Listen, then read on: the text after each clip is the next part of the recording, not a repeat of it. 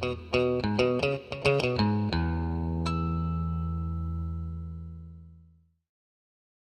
and welcome to this video. On this video we're going to be replacing our sway bar bushings and sway bar end links on our 2002 Lexus GS 300. To get started, we will go ahead and raise the front end of the car and take both front wheels off so we can have access to the end links, and we'll show you all that here in just a moment. Using a 10mm socket, you can take off the under tray so you can get to the sway bar bushings. Using a 12mm socket, what you're going to do is take out the bolts that go to the bracket that holds the sway bar bushing in place. And you're going to do this on both sides. Remove the brackets, keep their orientation correct, and then you'll be able to pull the sway bar down and remove the bushings.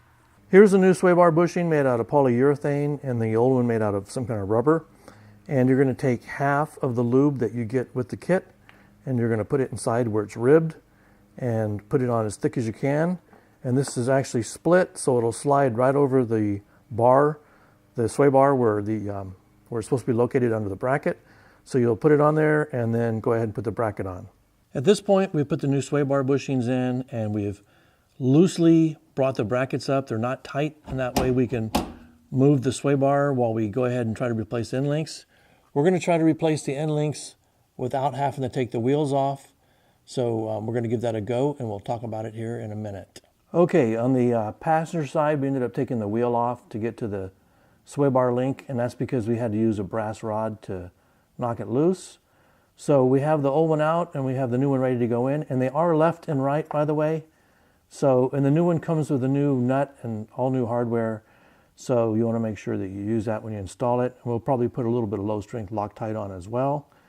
And so we'll get that done, and when we get to the other side, we'll try to show you a little more detail. We've installed the driver's side sway bar link now and torqued the smaller bolts to about 18 foot-pounds. And then on the bushings, the brackets for those get torqued to about 18 foot-pounds. We did use a little bit of low-strength Loctite. And then on the large bolt for the end links, we couldn't find a torque spec, so we tightened it up really good and snug, very stout bolt, so probably around 35 foot-pounds is what I would guess. If we find a spec, we'll put it in the description and let you know. And then now we're just going to put all the panels back on and we're done. It wasn't too hard of a job at all. And so thank you for watching.